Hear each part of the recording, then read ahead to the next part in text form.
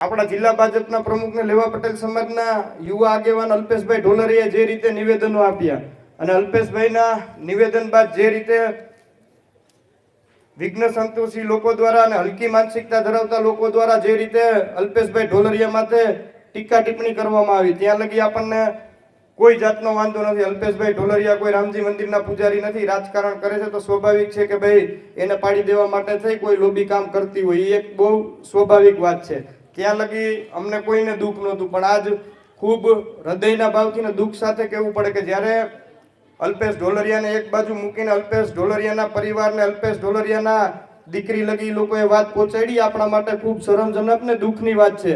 અલ્પેશ ઢોલરિયાનો પરિવાર એ તમારો ને મારો પરિવાર છે, અલ્પેશ ઢોલરિયાની મા બેન દીકરી તમારી ને મારી મા બેન દીકરી છે।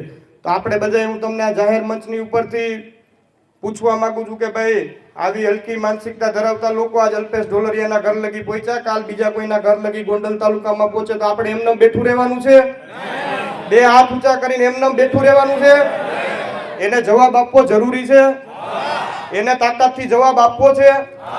તો તમારા માધ્યમથી આજની સભામાં હું એ લોકોને જવાબ આપું છું કે ભાઈ અલ્પેશ ઢોલરિયા ગોંડલનો દીકરો છે, લેવા પટેલ સમાજનો દીકરો છે।